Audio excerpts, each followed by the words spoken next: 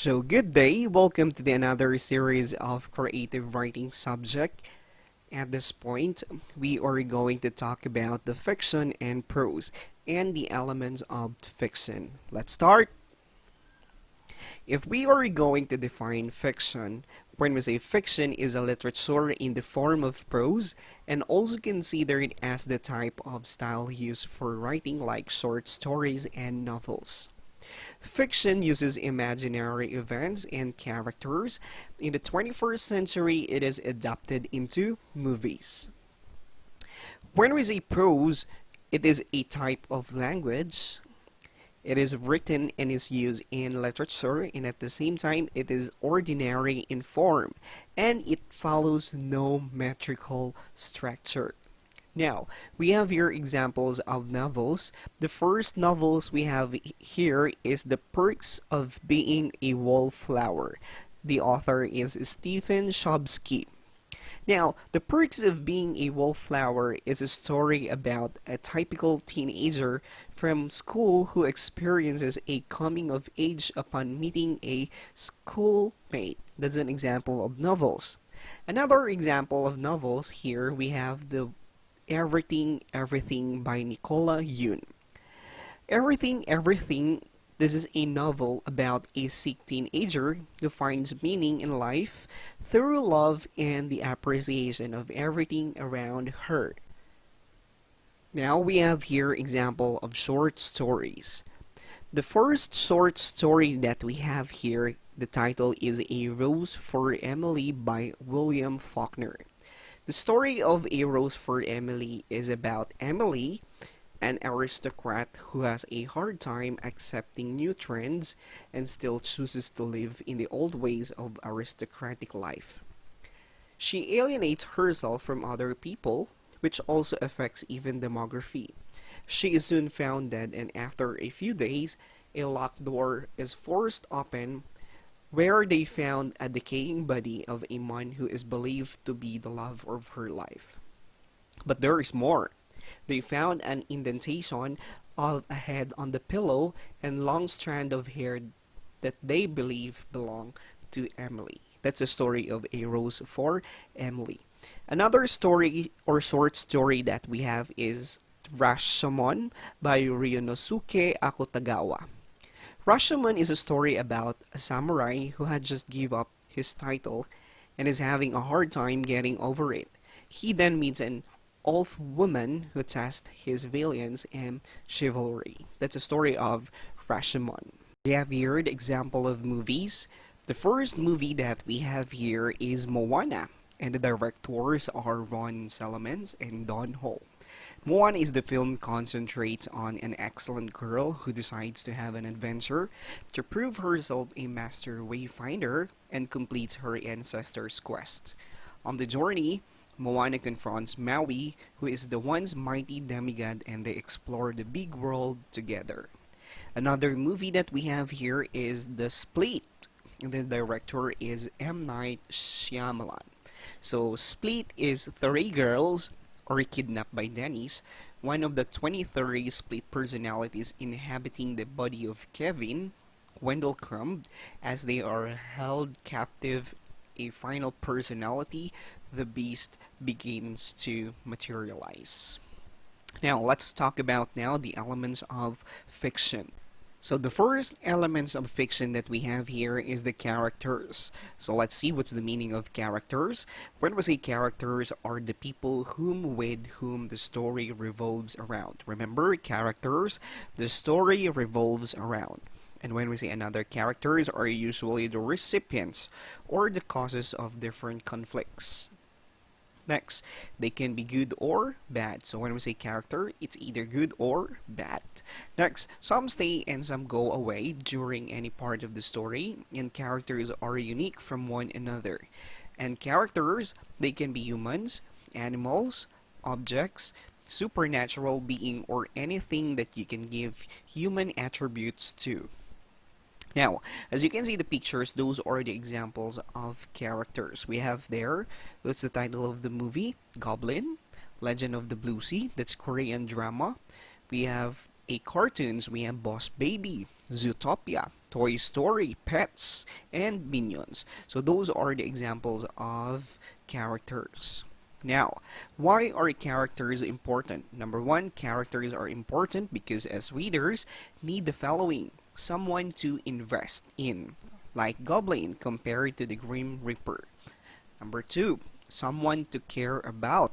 Bakit wala pa rin yung mga pulis? Number three, someone to root for. Ganaya ba si Demio Idol? Muriya sa dikaw.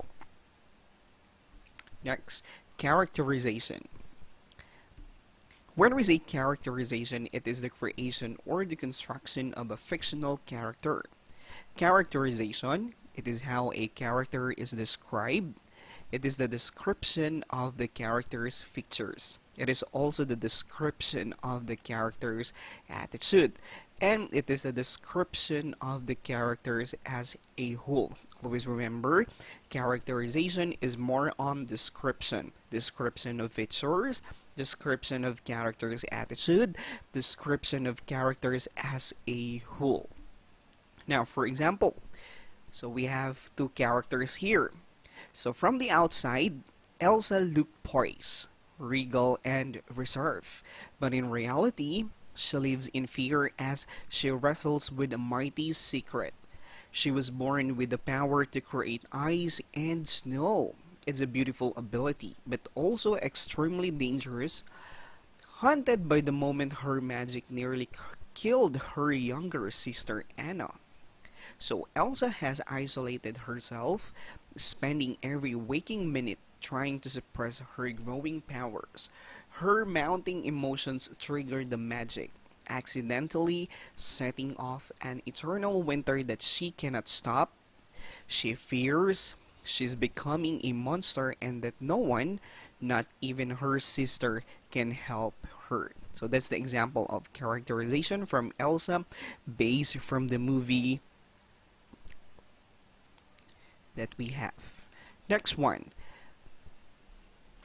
We have here the physical appearance, about 30 years old, large, green ogre, 193 centimeter tall, round face, two ears that look like antennae, wears dirty white shirt with crocodile skin vest, cloth shoes, brown belt. What about the personality? Peaceful when he gets to live alone, cranky when he is bothered by others, careful, he doesn't want to hurt anyone, loner, he likes to live alone, kind-hearted, he doesn't mean to hurt others. What about the skills? He's good at scaring off villagers by roaring at them, fighting and protecting himself, cooking, weed rats too. And he's bad at making friends using his manners. What about the relationship? Donkey, sidekick, and best friend, Princess Fiona. He meets her when he was rescuing her from a castle. He falls in love with her. He marries her. What about the likes and dislikes? Likes and dislikes of Shrek, like taking mud showers in his swamp, snacking on slugs and bugs, and he dislikes like people coming into his swamp, Donkey's annoying sounds, and Lord Farquaad. Now, we have the two major types of characters. We have the protagonist and antagonist. Let's see. When we say protagonist is one of the major characters in a story. Always remember, protagonist is a major character in a story. Protagonist is the one who receives the blow from the antagonist and the one who comes out with a loss or victorious at the end of a story. Now we have here example of movie and who are the protagonists in the story. The first movie that we have is The Boy in Striped Pajamas. The protagonist is Bruno and Shmuel. The next movie that we have is The Fault in Our Stars, and the protagonist is Augustus Waters and Hazel Grace Lancaster. Now, we have here another movie. We have The Grave of the Fireflies. The protagonist is Seita and Setsuko. And last one, we have The Twilight Saga. The protagonist is Edward Cullen. The next one here, we have the antagonist. So when we say antagonist is the one in conflict with the protagonist. Antagonist is the one who terrorizes the protagonist but gives the protagonist a sense of realization. It can be a single person or as many as a tribe. Always remember, antagonist is in conflict with the protagonist. Now we have here example of movie that we have is in The Boy in Striped Pajamas, the antagonist is the members of the Nazi. The next one is The Grave of the Fireflies, the antagonists are the Americans.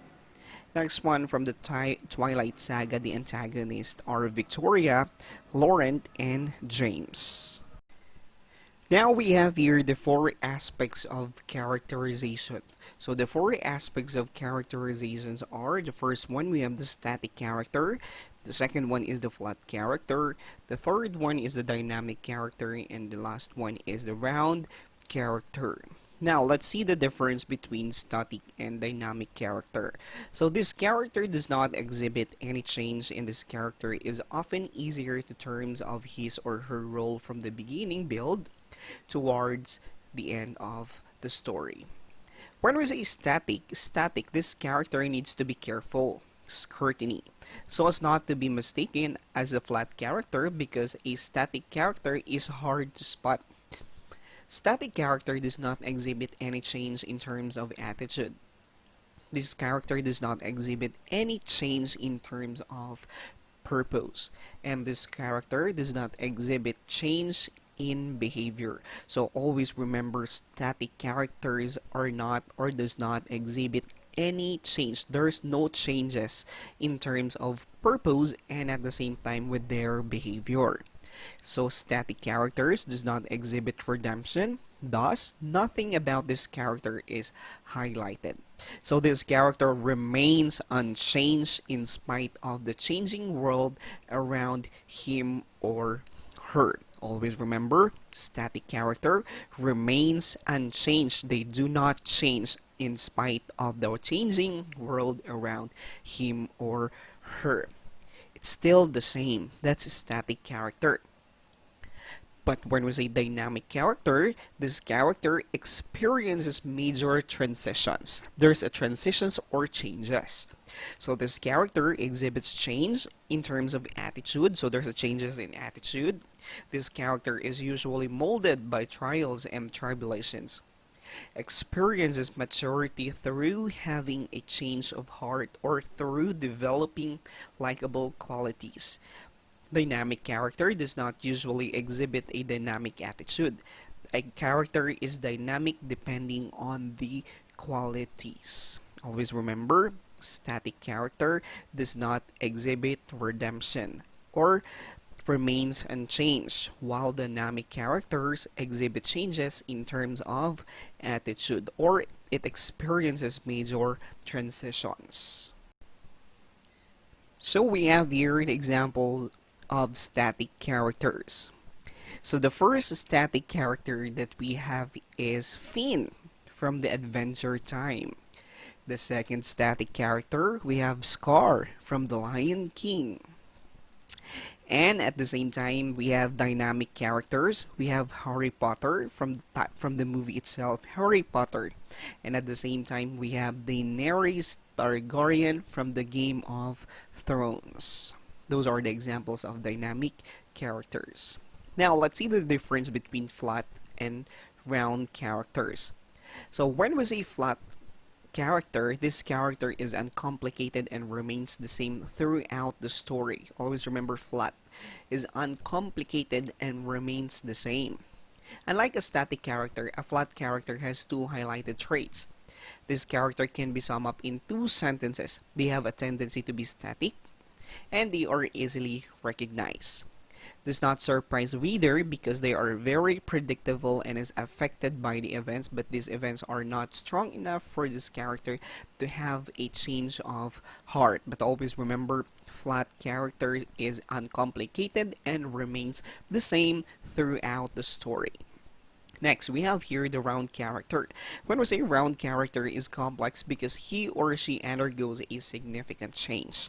When we say round characters, there is a significant changes. This character may even have contradictory traits. This character cannot be summed up in small sentences. They tend to be dynamic characters. They are easily recognized because the story usually revolves around them and greatly surprises the readers. And is greatly affected by events because these events mold this character into a better or a worse character. Alright, so that is a round character. Now we have your example of flat character. Flat character, we have Olaf from Frozen, and we have Gollum from The Lord of the Rings. Those are the example of flat characters. Next one, we have the round characters. The Beast from The Beauty and the Beast, and at the same time the Marlon, Dory, and Nemo from The Finding Nemo. And now let's proceed to setting. When we say setting, it is where a story takes place. It is used to give the readers a context that will help during the analysis of a text. Setting is it helps the readers get a hold of the possible situations wherein the text revolves on, thus allowing the readers to relate more or visualize better. Settings sometimes equal in significance as the characters themselves. So once again, settings is where a story takes place. So the example of settings we have based from the movie Narnia, we have the Narnia. The Hogwarts from the Harry Potter. So setting can be large and all-encompassing. It can be very intimate areas, can be any time of the day, can be season, that's natural. It can be season or it can be a man-made celebrations, can be any type of climate, or it can be an era, and setting can be an abstract settings. So we have here the example of settings. So this is large and all-encompassing. So settings can be in the jungle, in the hospital, or in the city. When we say very intimate areas, these are the kitchen, room, and the alleyway. Any time of the day, if we're referring of any time of the day, it can be dawn, high noon, or twilight. Any season, when we say any season or the natural, it can be winter, fall, or summer. When we say any season by man-made celebrations, it can be Christmas, Ramadan, Hanukkah, or any type of climate. It can be cold, hot, or humid. Or it can be an era or dynasties. We have Joseon era, Goryeo era, or Silla era. Abstract settings. We have the joyous, eerie, or sad. Now, why is the setting important? It's important because it shapes the mood and tone of your story.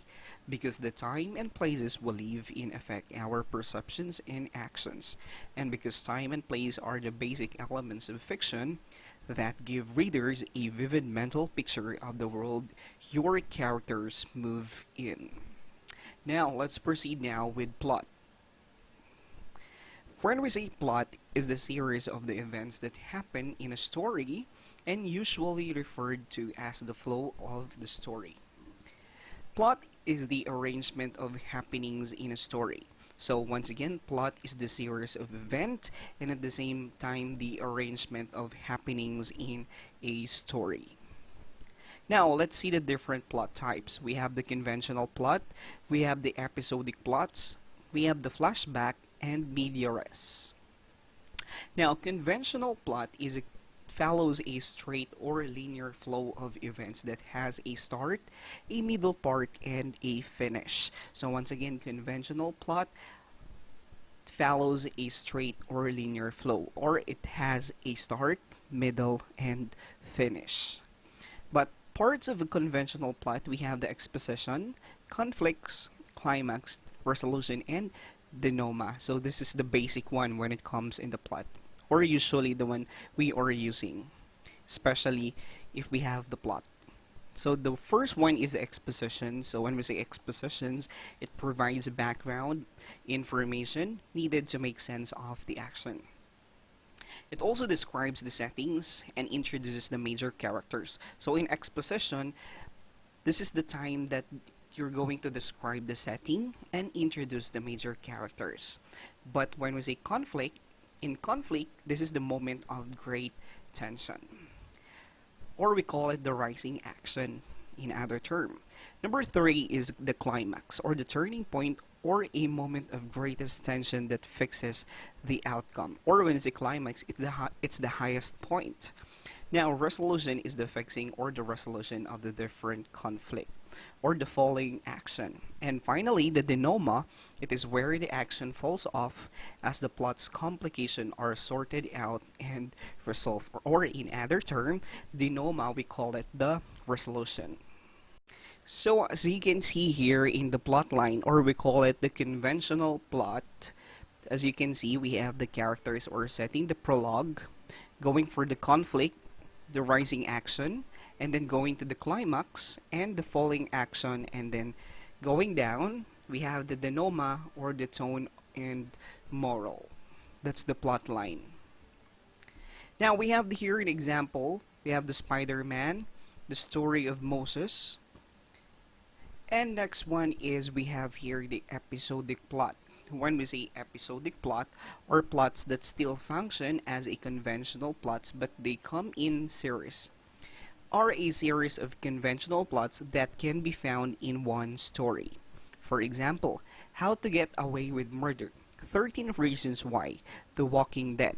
So those are the example of episodic plot. Alright? They are series of conventional plots that can be found in one stories. Now, we have here the plot flashback. When we say flashback, it's the author shares to the reader an event that has happened in the past. Alright, flashback from the word itself, happened in the past. This past event is where the story focuses on. So this usually ends up in the present context of the story. This is done to explain the current context of the story. Thus, there is a need to go back to the past. When we say flashback, this is also used to provide background not only about the person, but the setting and other events as well. For example, we have here the Titanic, the life of P, and the Notebook. Those are the example of flashback. Now, in medias res, medias res is the author chooses to start the story in the middle of the situation. That's why that we call it in medias res. It's because the author chooses to start the story in the middle. Medias res in current situation of the context is not explained. The beginning of the story is already established with the conflicts, thus the exposition does not exist. For example, Predestination, The Hunger Games, The Notebook. Those are the examples of medias res. And now let's proceed now to the point of view. When we say point of view, it answers the question who is telling the story or who is the narrator. So that's the importance of point of view. We need to know who tells the story or who's the narrator in the story. Now, point of view, it explains the perspective that the story is coming from, thus making the readers consider if it is biased or not. Now we have different points of view. The first person point of view, the third person point of view, the omniscient, limited omniscient, and objective. When we say first person point of view, it's the narrator presents the point of view of only one character's consciousness, which limits the narrative to what the first person narrator knows, experience, infers, or can find out by taking or talking to other characters. This means that the narrator is a character of the story. Always remember, first person point of view, that means the narrator is a character of the story. For example, this is first person point of view. I get so weak in the knees, I can hardly speak. I lose all control and something takes over me. In a daze, your love's so amazing. It's not a phase. I want you to stay with me by my side. I swallow my pride. Your love is so sweet. It knocks me right off my feet. I can't explain why your loving makes me weak. I get so weak by Jojo. Why this song is a first person point of view? It's because they use the word I. When we say I, once again, the first person of view means that the narrator is a character of the story. Next, Number two, hello from the other side. I must have called 1,000 times to tell you I'm sorry for everything that I've done. But when I call, you never seem to be home. Hello from the outside. At least I can say that I've tried to tell you I'm sorry for breaking your heart, but it don't matter. It clearly doesn't tear you apart anymore. Hello by Adele. Once again, they use the word I, and that is the first person point of view. Now, when we say third person point of view, the narrator does not use the word I, but tells it from the viewpoint of the other people. So once again, remember viewpoint of other people. Thus, using the words he or she or stating the names like Jed and Lure, it is as if the narrator is completely separate from the characters and function as an observer. So always remember when we say third person point of view, it function as an observer. Observer. Now, for example, she took the ring off her finger and gave it back to him. They partied all night long without informing their other friends. He wanted to stay, but all she wanted to do was to leave. That's the example of third person point of view. Now, the three types of third person, we have the omniscient. When we say omniscient, is the narrator is all-knowing and takes the reader inside of all the characters' thoughts, feelings, and motives, as well as shows what the character says and do.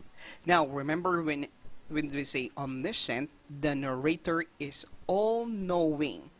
Alright, he or she knows everything in the story. For example, he was sitting there, cold, scared, and weary. His stomach was spinning from hunger. His feet were cold to the bone. Another example, Mariam held the dagger in her hand while she was over Ali. Her sweat was cold and her heart was skipping beat. She knew right there and then her soul was burning in hell. Now, we have another types of third person. We have the limited omniscient.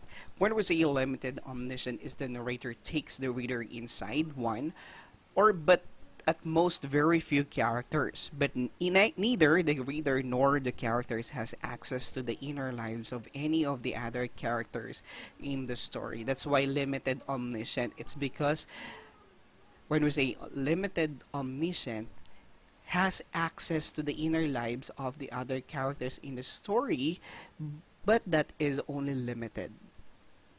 For example, Tesha tried calling Earl that night. She was anxious about how he would respond.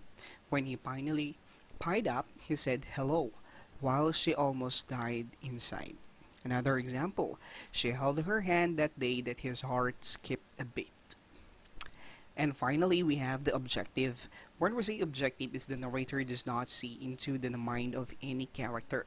Rather, he or she reports the action and dialogue without telling the reader directly what the characters feel and think. So always remember when we say objective, third person, the reader directly what the characters feel and think, telling the reader directly what the characters feel and think. For example, Belle gave Tutti a red slipper. Tutti held it tight, looked at it, and placed it under his chair. Another example, they stared at each other for almost 5 minutes. Another example, he was panting after the long run while his companion looked for water. Why is having a point of view important? Alright, so let's see the importance of having a point of view in the story. Having a point of view will help the readers determine the generic views and personal biases that are offered in the story. It helps limit knowledge about character, and at the same time, it helps explain the contribution of each character and event to a stories. And now let's proceed now to the last part. We call it the conflict. What is conflict? Conflict in literature refers to the different drives of the character or forces involved Conflict may be internal or external. That is, it may occur within a character's mind or between a character and exterior forces or in other point of view. Or let's say conflict is a clash between two opposing forces that creates the narrative thread for a story. Conflict occurs when the main character struggles with either an external conflict or an internal conflict. Always remember, conflict is occurs when the main character struggles with either external or internal conflict. Now we have here different types of conflicts. We have man versus man, man versus self, man versus society, man versus circumstance, man versus nature, man versus the supernatural, and man versus God. When we say man versus man, the protagonist encounters problems that are caused by another human being. It may be in the form of physical assault, it may be in the form of emotional wreckage, or it may be in the form of any human disturbance. This is the most common part when it comes in conflict, man versus man. We have the example is Jason Bourne. We have here another example, it's The Taken, and that is the example of man versus man. Next, we have man versus self. When we say man versus self is the character's experiences an internal conflict, the character tries to battle his or her own demons. The character wants to change something within himself or herself but is finding it hard to do so. What's the example of man versus self? Let's see. We have here Jennifer of Jennifer's Body, or it can be Hannah Baker of 13 Reasons Why. Those are the example of man versus self. Now, we have here example of man versus the society. When we say man versus the society, the character experiences a dilemma with the people around him or her. The character has a problem coping with the norm. The character suffers judgment. The character battles practices that separate everything between the character and the community. And that is man versus the society. For example, the Minister of Blackville, or we call it another movie, The Easy A. Next, man versus circumstance. When we say man versus circumstance, the character struggles with events or situations that happen to him like accidents, loss, death, and many more. For example, of man versus circumstance, 127 hours, The Shallows, In Time. So those are the example of man versus circumstance. It's the struggle with events or situations. Next one is we have here the man versus nature. When we say man versus nature, is the struggle happens between the character and the forces of nature like storms, floods, landslides, mudslides, and avalanches. For example of man versus nature, San Andreas, 2012. Those are the example of man versus nature. Next, we have here the man versus supernatural. When we say man versus supernatural is the struggle happens between a character and a paranormal being, a curse, and the like. For example, of man versus supernatural, The Legion, The Exorcism of Emily Rose. Those are the example of man versus supernaturals. Next one is man versus God. When we say man versus God is usually the struggle that roots from a sin. God is blamed by the character who usually exhibits spiritual frailty and backsliding. For example of man versus God, Dux ex machina means divine intervention. In English, God is believed to intervene in whatever is happening with the character. For example, Wrath of the Titans, the story of Adam and Eve. Those are the example of man versus God. So, what is the importance of having a conflict in the story? The conflict is important because it gives a certain spice to the story.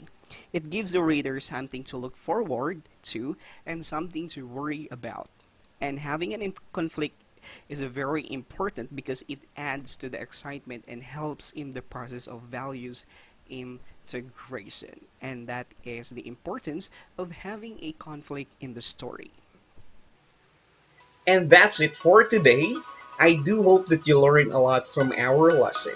If there are some questions, feel free to send me a message. Once again, thank you and God bless.